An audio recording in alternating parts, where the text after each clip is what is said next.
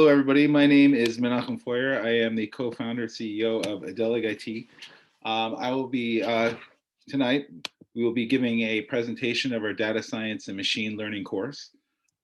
We have with us, we have our teacher, lead teacher, we have our TA, and we also have a visiting faculty member who will be coming on and off throughout the semester, Michael Oldaker. So I'll be introducing everybody right now. So let's start off with talking about the course. Okay, so there are some people on this call who are coming from the yeshiva in New Jersey called Tiferes Bechurim, and their schedule is different from the regular, what I call the regular schedule. So people coming from the yeshiva or their alumni or other people who want to join the course with the yeshiva, that course is going to be going on for 9 months and 6 hours a week. About an hour and 15 minutes a day from Sunday to Thursday. The regular track for the course is going to be for 6 months and 9 hours a week. And that class will be meeting on Sunday, Monday, and Wednesday in the evening from 7:30 to 10:30.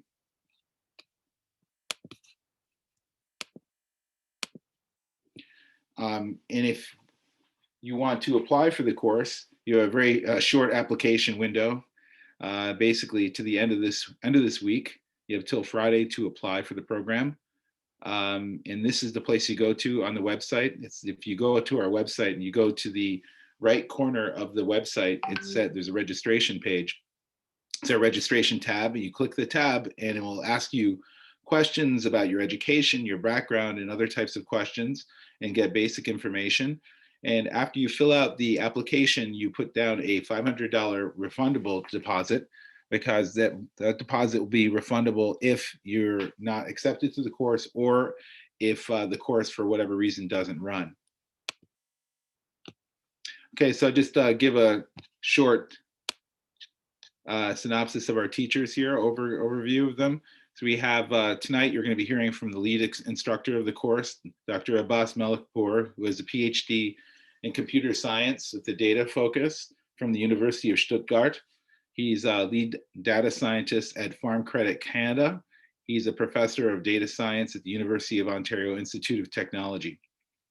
The TA for the course will be Bilal Majeed, who has a BA from the University of Waterloo, which is in Canada, like the MIT of Canada. And he has a master's degree in Ryerson University. He's finishing up right now in data science and analytics. And he is an IT business analyst at Compugen Inc.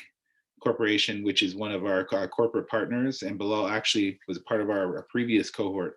And he's an excellent student and be a great TA. And we also have on this webinar today, we have Michael Oldaker, who will be coming on and off in the course to give. And he has a PhD from the Eastman School, and he is the head of advanced analytics at Onlia Inc. and is a teacher at BrainStation.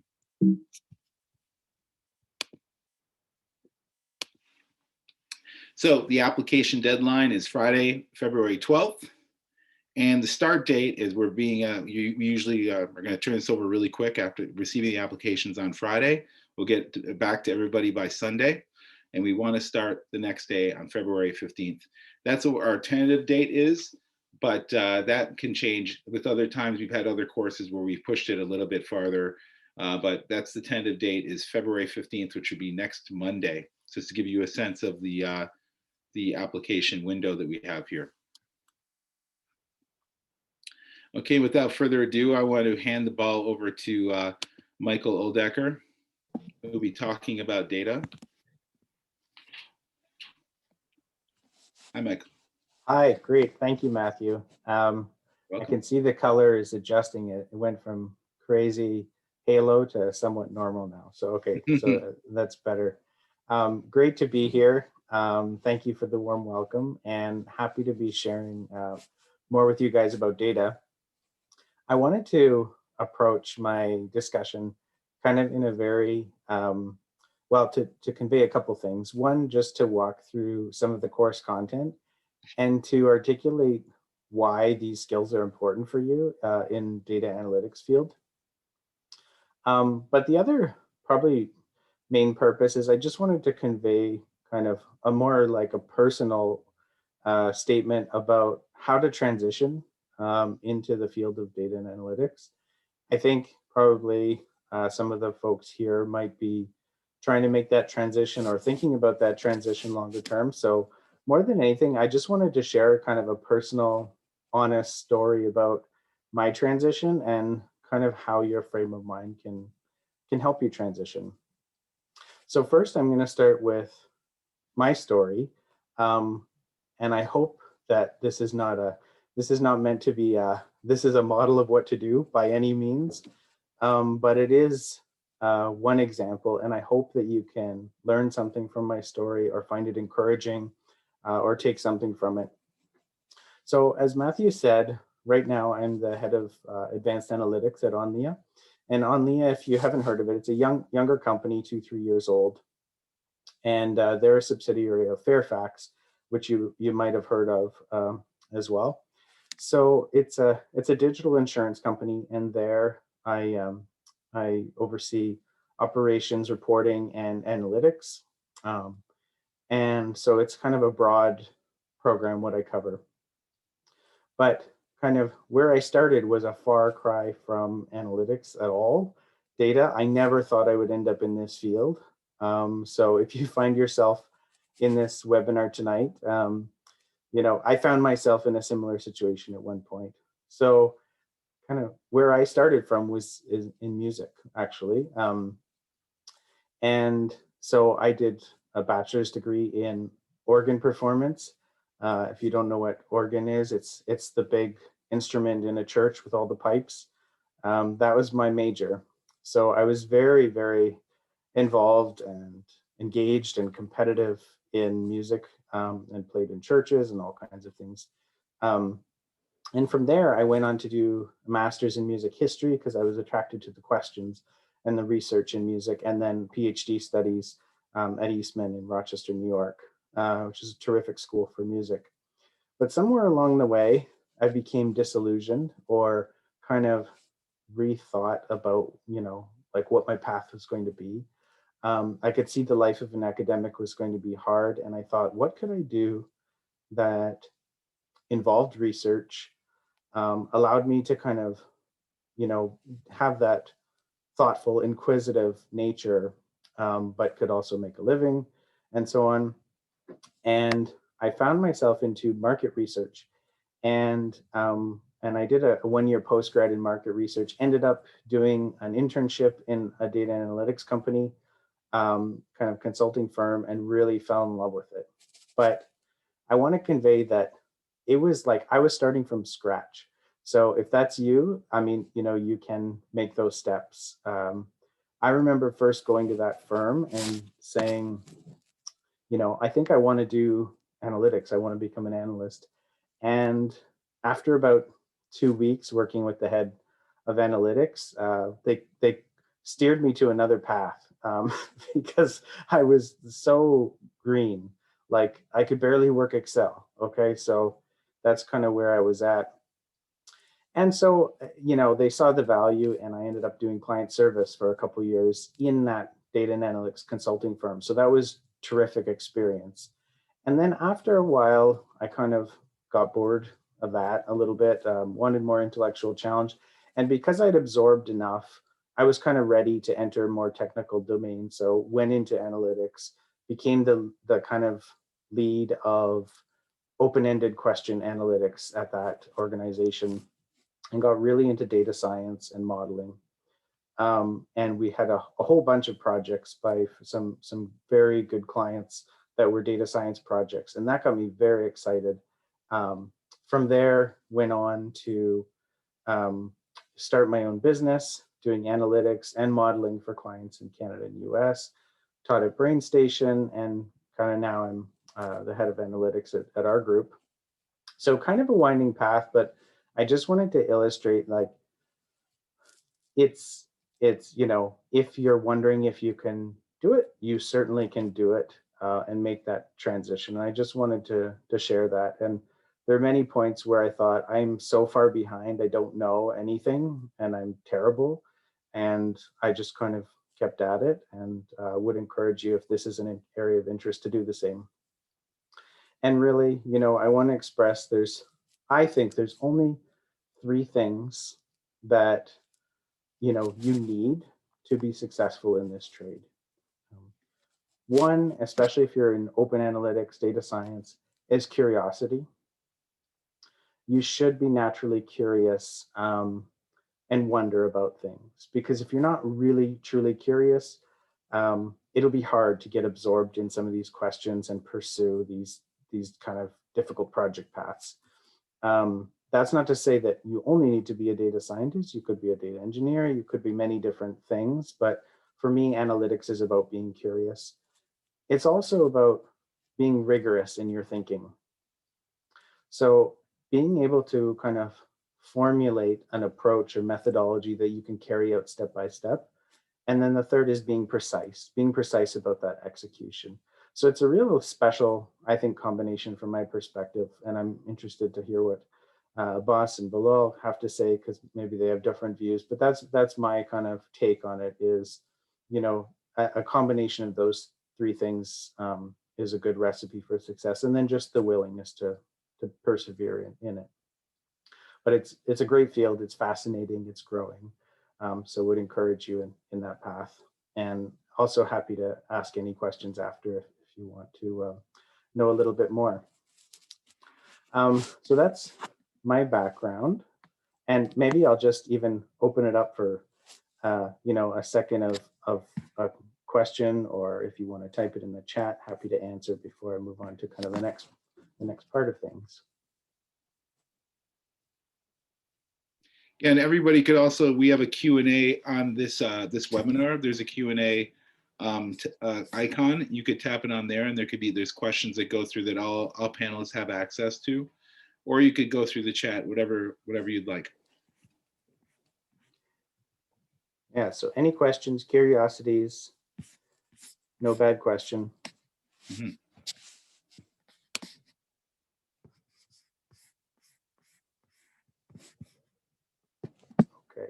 Okay. All right. Oh, we've got something.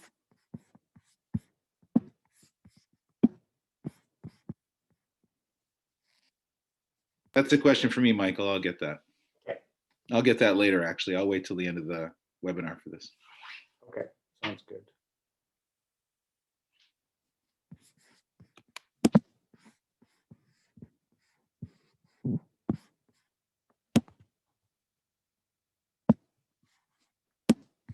Okay, so it sounds like Matthew will kind of speak to some of those things later. So what I'm going to do right now is share my screen just to walk you through some of the topics that are in the first half of the course, and just articulate a little bit about what they mean, but also a little bit about kind of why they're important skills. So in the first module, the first thing that you take on is Excel, which is a great thing to start with because it's a little bit more user-friendly than maybe some other languages or tools. And people are often already familiar with Excel, looking at formulas and doing some calculations that are logic-based, like if this, then this. Look up basically how to reference different types of tables and connect them, as well as getting into kind of next topics like using pivot tables, which essentially are kind of a backbone of doing analysis. I want to look at this dimension by this measure, and then getting into some more of the data manipulation side of things that you will definitely kind of use as an analyst. ETL just kind of means transformation of data, and data modeling is how to put your data together. So kind of building up to how to transform it and rework your data. And I mean, this is really important. You know, as an analyst, probably, or data scientist, probably 70, 80, 90% of your work can be just kind of getting data set up and in shape for what you're going to do and the analysis you're going to go about. So these are really core skills to take care of, and Excel is a good way to start. Excel is what kind of we'd call a BI, a business intelligence tool, along with like a Power BI and Tableau.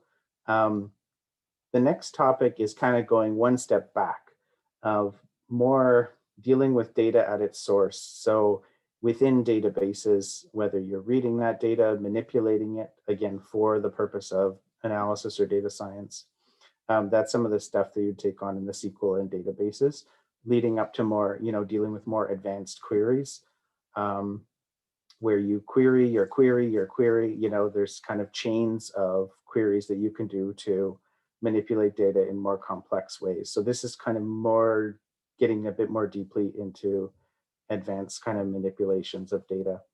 And then the last is working with two of the common business intelligence tools, Power BI and Tableau. I've used both. They're both great for different reasons. So you'll look at each and how to do some of the calculations in them. So, when we look at these three areas together, you can think of it as SQL is your, data manipulation tool, in database, in kind of more source data. And then Excel and Tableau and Power BI are kind of drawing on that data and doing further things with it. So it's a kind of a sequence of tools and their interactions, but as I mentioned, it's probably best to start with Excel and easy, just because it gets everybody going with something that's a bit more familiar. So you cover quite a broad range of tools and technologies, as well as concepts in the first module. So any questions on that first part? Yeah, actually, Michael, there's a question for you in the Q&A. Okay. Amos has a question. He says, what do you think about people coming with advanced humanities backgrounds, PhD, and experience teaching entering the field? I think it's a great question for you. It's a perfect question for you. Yeah, I'm exactly that type, advanced degrees in humanities. It depends, it depends kind of with what experience you come with or what exposure you've had to data and analytics. So I guess that'd be a question back is do you have any exposure or kind of starting kind of from scratch? And I'll look in the QA to see.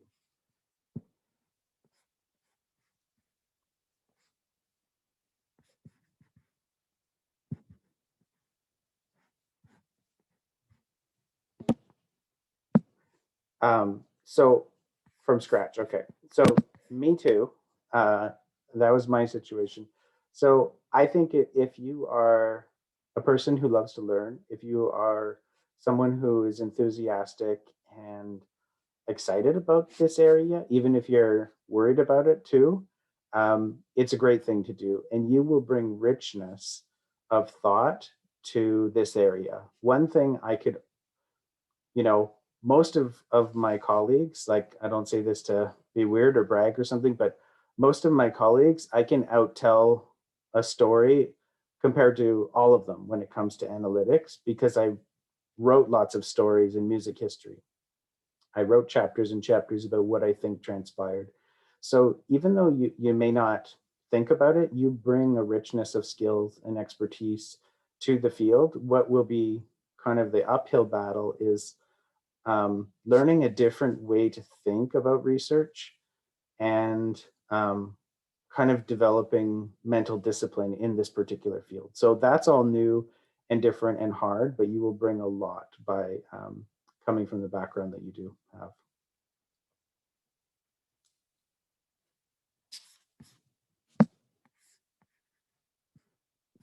Thanks, Michael. Yeah. Great. So, oh, I see another question. He said thank you. Okay, perfect. Okay, well, I think I'll pass it back to Matthew or Abbas from here, but happy to answer any questions later as well. Sure, we have a Q&A at the end, so everybody can ask questions again. Yeah, okay, now I'll now introduce, thank you so much, Michael, for a wonderful talk. Thanks, guys. Candid talk. All right, so now I'm going to introduce Abbas Malekpour, who is the lead instructor for our programs. We're going to be teaching both of them. Go for it, Abbas. Introduce yourself and take it away. Okay. Hi everyone. Yeah, this is Abbas Malekpour. Maybe before I start my background, I would like to add a small point on great Michael introduction and especially the question he answered. Uh, eh, Regarding the question, I believe besides whatever you have bring from your background to the domain, what you are going to work as a data analytics or data scientist, this is a great opportunity to find any opportunity in your background domain, because nowadays anywhere, any side of the technology industry, and even basic science, it really depends on the data science, data analytics, and machine learning. Whoever has any domain knowledge would be on top of that domain in the data science, machine learning, data analytics. This is what I wanted to add to his Michael great introduction. So coming back to myself, I have done my PhD postdoc in Stuttgart University. I was as a university professor till 2015-16, end of 2015, in Germany, of course. And then I came Canada. I started my career here as a professor, and at the same time, I was a senior and lead uh, data analysis, data scientist for Farm Credit Canada. Yeah, and at the same time, I'm collaborating and working as a teacher for Adaleg IT. Okay, let me share my screen maybe, and yeah, I am going to go through the second part of the course. And in case of any question, I would be more than happy to answer any question. So let me start maybe by sharing my screen.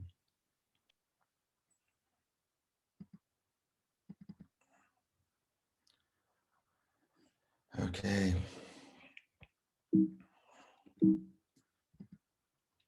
Okay, guys, do you see my screen? Of course. Yes, as Michael told, in this course we will start the very beginning of the course with SQL for data scientists. SQL, think of a tools which we are accessing a database. What is database? Database is a part that we put our data somewhere. We are going to access those data to using those data. SQL is a tools to in order to use that. We will deeply work on that. We will deeply teach the language which give us the ability to use those data. And when we fetch the data, when we got the data, we are going to use the data in order to visualize, giving some analytics, giving the the insight from the data. Then we are coming to the BI. This is called BI data visualization. And the second part of the course, which I'm mainly going to focus on, that will be 3, 4, 5 part of the course, which is Python for data scientists, which is again the language which we are using to use uh, the the power of mathematics in order to give a great advanced analytics evaluation of the data. And then how we are using those, let's say, math based on the probabilities statistics, or let's say basic mathematics. And of course, at the very end, we are going to we are going to learn what is the machine learning and how we are teaching the machine step by step, mm, in order to giving the machine some ability to learn, and after the learn giving us some prediction, insight, and whatever we are understanding from AI and so on. So okay, let me go to my next. Okay, so as I told, for the first part, we have SQL for data scientist, which is something around 27 hours in 9 sessions. Then business intelligence and data visualization would be 21 hours in 7 sessions. And then we are coming to the Python for data scientists. No worries at all if you don't have any previous background on programming. That would be completely from scratch. We have 27 hours in 9 sessions, and step by step we will have many assignments, many examples, and based on those examples from here onward, it means from this third session, third part to the fifth part, we are all using the Python as a base tools for doing anything further. So in the fourth part, we will have the probability statistic. Again, if you have a good background on mathematics, would be great. Otherwise, still we will start from the scratch. We will give you the fundamental of the statistic probabilities with different example. And then for the very last part, we will come into the machine learning. And that will be 33 hours in 11 session. And if we have a chance to move a bit faster to the fifth part, I mean, if the students have a great background on mathematics and programming, we may come to the fifth part a bit sooner, and we will have more time to spend on more deep and advanced examples and session. Okay, so for the SQLs, Michael already told what we are going to cover. And for the business analytics, he already also told that we will going to use Power BI or Tableau, mainly Power BI because we will have it as a trend and advanced. It's covered by Microsoft. We can combine it with the Azure cloud and many other tools. That's why maybe Power BI is a better option for us to have more time to understand how we can visualize the data. And of course, different part of that, which will be calculating fields. We will give you insight how we can join the data together, how we can use different data with different subquery inside the Power BI. We will have a data visualization for different features from heat map to advanced regression scatter plot and advanced visualization. This is that part would be very, very interesting. You will see that how we can see that the numbers combine to a very meaningful insight dashboards. Normally managers and stakeholders love to see the dashboards and graphs because they are scaling from the very basic numbers and so on. And you will see how easy, how fast we can learn this part of that. And of course, from, as I told, data visualization, we are coming to the advanced dashboard, which is you think of your car dashboard. You have a combination of different parts of the graph. You have a dashboard for your, I don't know, seeing your speed kilometers, I don't know, the heating engine, and so on. So here is the dashboard of the car for the data. You can think of visualizing the number of, if it is a shop, the number of visitors, the number of access to the site, the number of purchases, the trend of the purchases, whether we had a good purchases on the weekend, whether it's start of the week, which type of product has been sold, and so on. Think of this beautifulness in the data that we can visualize and give the great insight for the stakeholder. And as Michael very great mentioned, we need to be curious. We have to be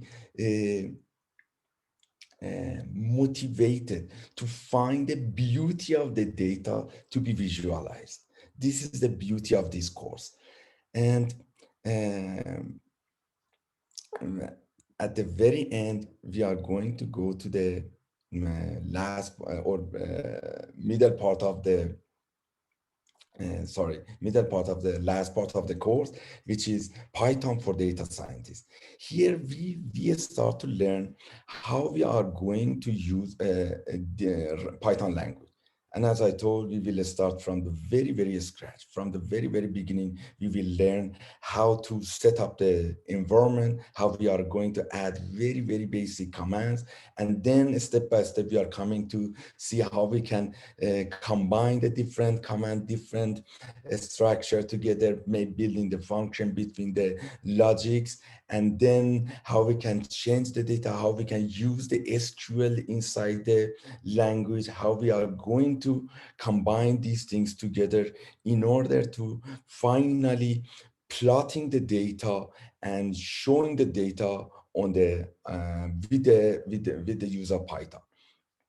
And here, if you see Matplotlib, Seaborn, and statistical visualization is the three tools in Python which give us the ability to visualize the basic numbers, basic data to great plot and visualize graphs.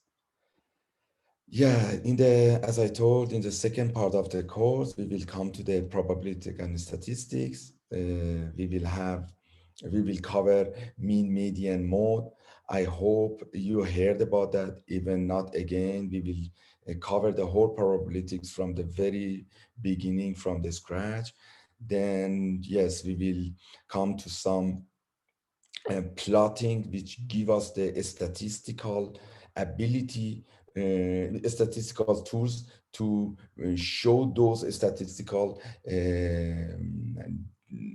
insight as an plot, which with different tools, for example, a scatter plot or correlation plot, and so on.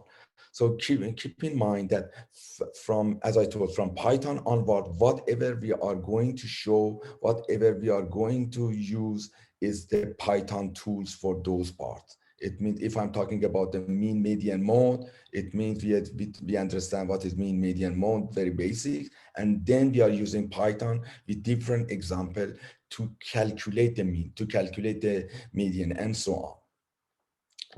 And so, of course, for the whole part of the course after the Python.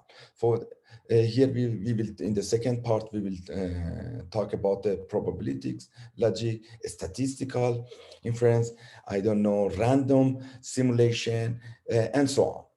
And for the third part of the course, of course, we will talk about the hypothesis testing, parameter estimation, and confidence interval. This is again one of the very interesting part of the course. Think of a question somebody asks you. We are going to see whether we should use these type of advertisements or other type of advertisements. So how we can answer this question? This part is mainly going to answer this type of question. In fact, based on the previous, if we have history, and if we don't have, based on making the history of data and going onward, we will try to see which advertisement give, for example, a better value to the company or to the website or whoever is going to be a beneficiary of these advertisements. Yeah, as I told, that would be very interesting part of the course again. So, and the very last part is machine learning. Machine learning, as it says, it means machine learning. We are going to teach the machine something and asking the machine further question. Okay, maybe this part is a bit scary, but I believe this is the most beautiful part of the science till now. Think of the trend of the science. We had some very basic, advanced science till 1998. Think of all what we understand from the proving different mathematical theory, all of the things which we learned from how we can advance the machines and so on, based on the mathematics, physics, and maybe chemistry, these combinations. But after 2012, step by step, we gathered the data, but we couldn't use the data to do some advanced things. Think of the car as a simple car. Whatever we have done till 2012 is just advancing the mechanical part of the car, or if we have any data, means how we are going to analyze what happened previously with the car. As I told, how we sold the car, how was the, I don't know, the trend of the durability of the car, and so on. But we didn't have something to intelligently, based on the machine learning, based on machine intelligence, doing something inside the car. After 2012, we had this ability, and this is a evolution inside the whole, I can say, everywhere. This is the evolution which give us the ability to do something beyond our previous knowledge. As every one of us, we know that the cars are going to be autopilot, auto driver, and this is not nothing except the machine learning and deep learning. So, but how we are doing that?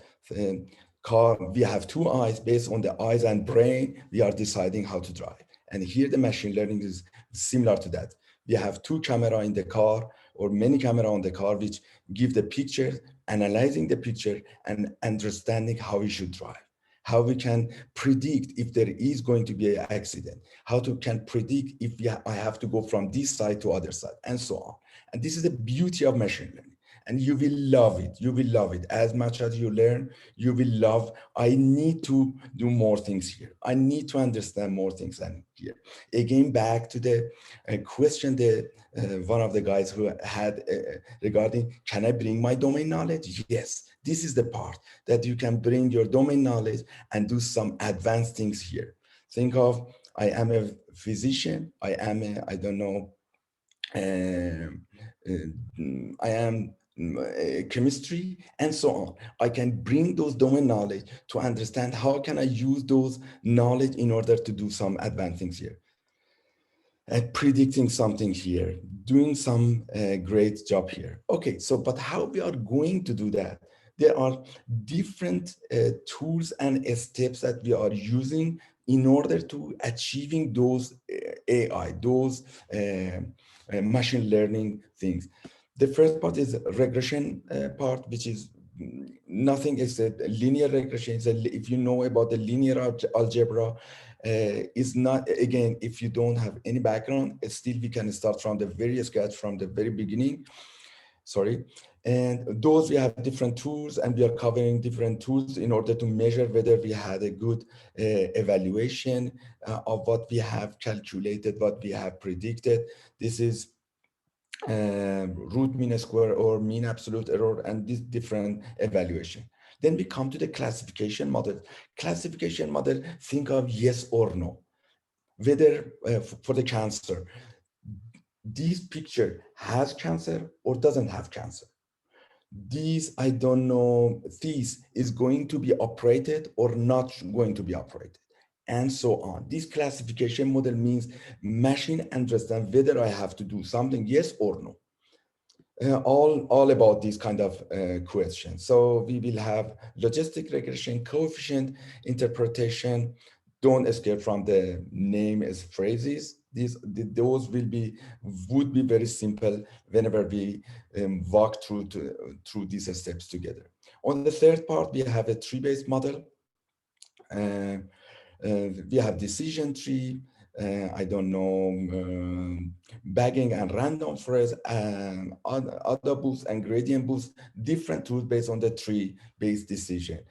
When I'm talking about a tree-based decision, think of a voting. If we have, for example, yes or no on the very top, on the second part of the tree, on leaves of the tree, again, do we have yes or no? Do we have yes or no? And finally, from the yes or no, we are coming to some very final point that yes, this is yes or this is no.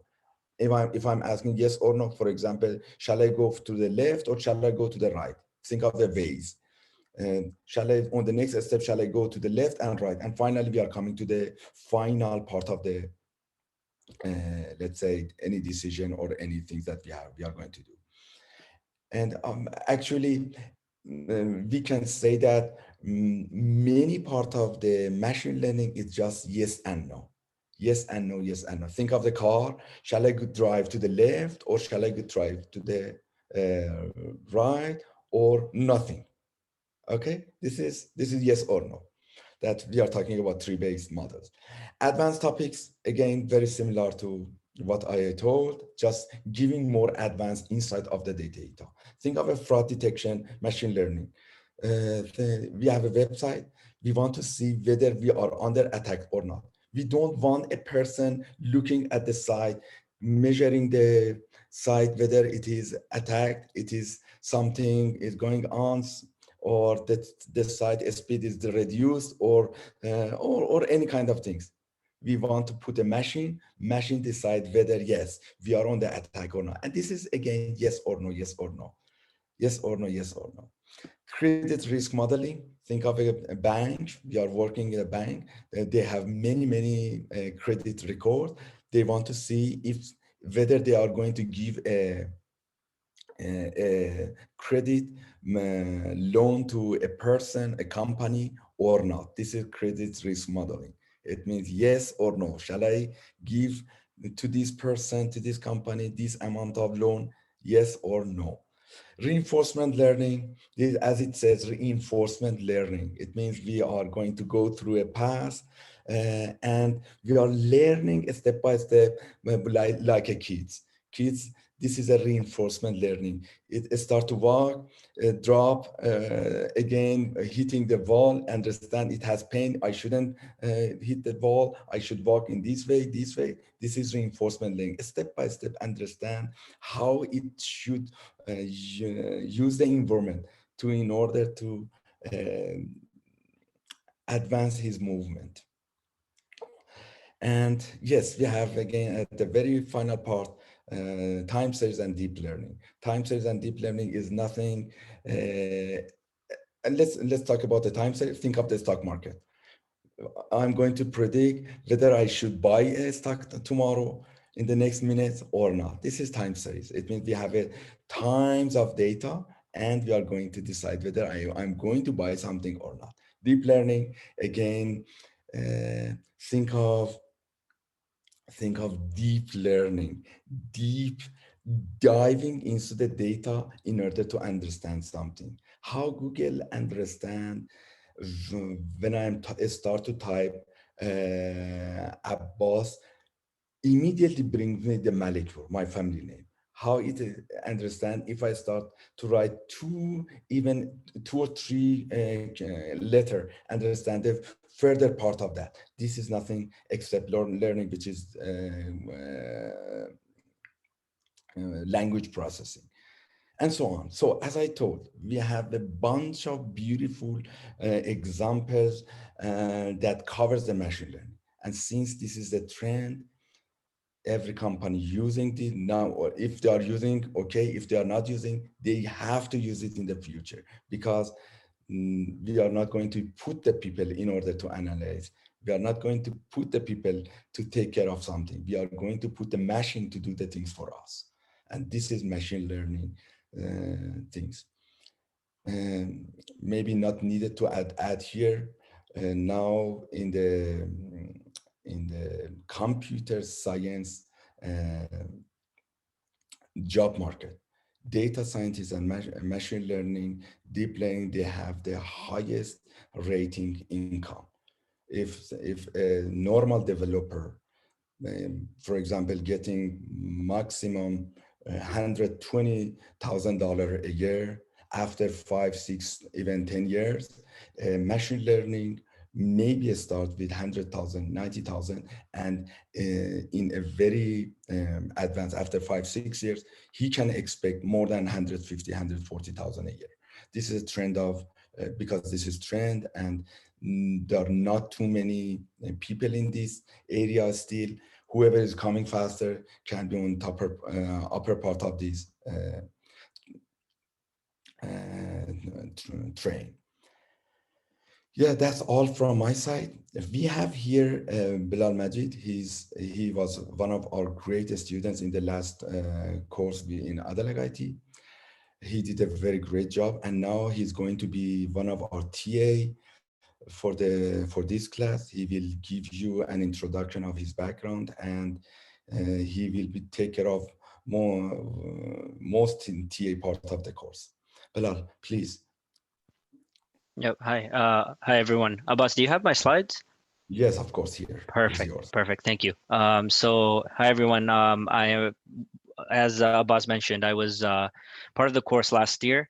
And how I started was I actually graduated from mathematics from the University of Waterloo a couple of years ago.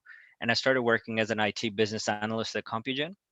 My main focus throughout the last 2 years has been Power BI projects and SQL projects. So basically, like Abbas and Michael were talking, pulling the data out and then creating visualizations and giving analytics back to management, stakeholders, and basically explaining to them what the data says. And that's the main idea here. That's why companies are hiring data analysts and data scientists to take advantage and build a competitive advantage using their data. And my career path has been has started as an IT business analyst. Then I did a certification in data science from Microsoft in 2019. And then I've also done data engineering exams for Azure, so the cloud. And then I did the Adaleg program in data science. And then since then, I've just been so curious and interested in data science. I've been doing my own projects, post code on GitHub, trying to learn as much as possible. And then I'm also pursuing a master's in data science and analytics from Ryerson, expecting to graduate at the end of spring. So that's sort of my resume. And Abbas, if you can go to the next slide.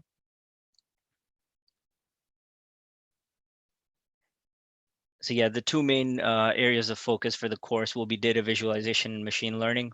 And as someone who's done this before, my commitment is 1 to 2 hours a week in class time with the students, trying to explain answer any questions they have, walk through assignments that Abbas would prepare, and go through any other questions they have about lectures or exercises that will be provided.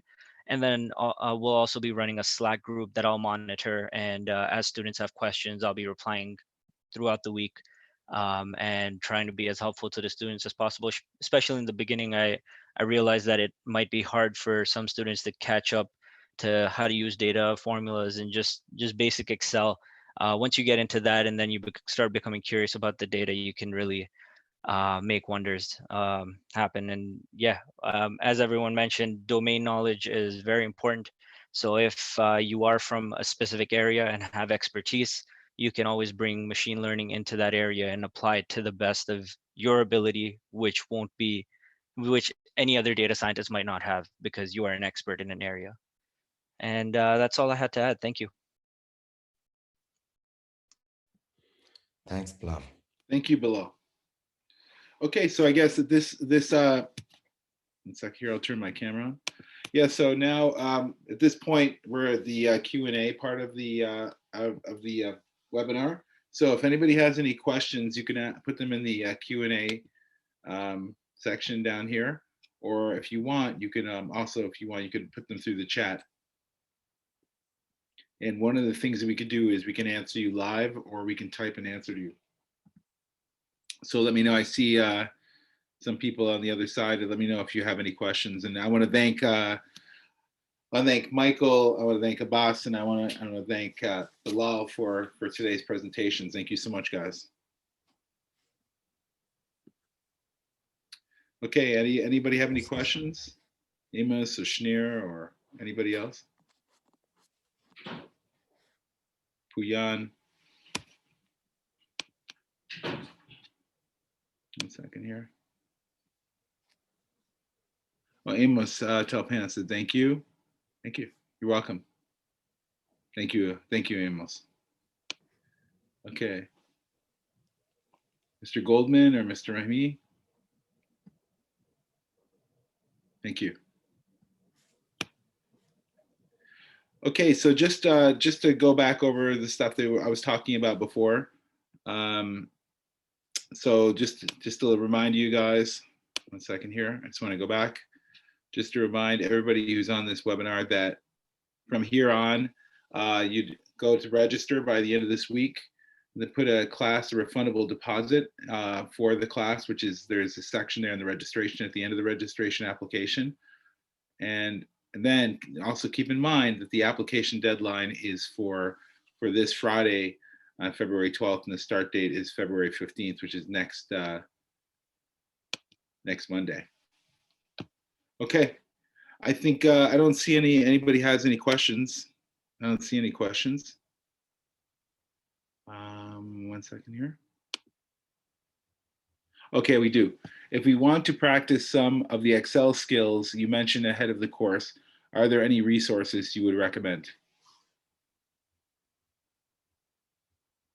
Anybody? Michael, Abbas, or Bilal? Any resources for Excel skills? Michael, are you going to, or shall I go? Well, I'm just thinking. Yeah, I mean, I think there's a lot of resources online, especially for Excel. One thing you could do is just like Google, what are the top 10 Excel formulas? What are, the top 10 data manipulation tools in Excel? Is literally just Googling, because there's so much on Excel and Microsoft, but I know there's other tools like lynda.com, or I guess it's now LinkedIn Learning. There's kind of services that you can tap into to do kind of some of the basics. I don't know, where people are coming from, but I know for like us, like our Toronto Public Library can host a remarkable number of like free services. So if you tap into their there's always some section on like e-learning or something like that. You can get free resources there. So I would pursue the public library, and they often pay a lot of money for those subscriptions. So that's another option. But I think those are the things I can think of off the top of my head. Yeah, and also Amos, we also have people from our previous course and stuff that people work in Excel. Be happy to put you in touch with if you want to see some of the stuff they're working with in Excel. Okay, Rahimi has a question. So R is out of business these days? Question mark.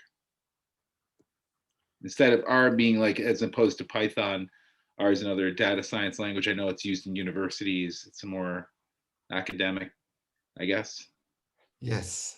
Okay, maybe I can take this question. R is a language which used basically traditionally for the mathematic part of the story. So, but nowadays Python is take over the R language with lots of libraries and tools which added to the Python. Of course, R is a very good language, but it's not as strong as Python. So whoever knows the Python, learning the R is just a matter of changing the syntax. It's not more than that. Okay. Michael or Bilal, do you have anything to add? I mean, yeah, from my perspective, I think in terms of job market, you do see more employers saying Python preferred, or focusing more on Python. And there is, as Abbas mentioned, it increasing use of Python. But I don't know. I agree too with what Abbas said, is that a language is a language. So if you can learn one, then you could probably learn another and another if you need to. So I'd focus more kind of on the principles and understanding the structure of a language.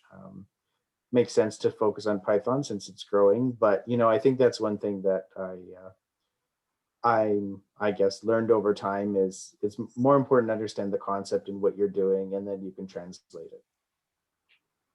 Excellent answer. Okay, are there any other questions? Oh, there's, okay, Rami said thanks, Abbas. Okay, so I guess, do we have any other questions? Anybody have any other questions for our panelists? Wait a second, maybe.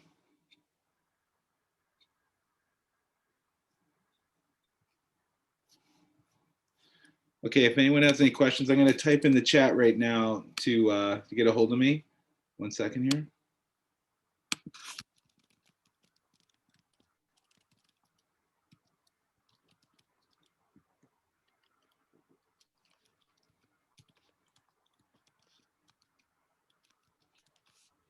Or if you'd like to call, so you can email me or call, and I have everybody on this call is on Eventbrite, so I'll send a copy of the recording to you afterwards. So thank you everybody for this evening. It's been great, and we'll follow up with everybody. I hope we can start a class really soon. Okay. Thank you. Great. Thanks, everybody. Thank you. Thanks, everyone. Bye bye.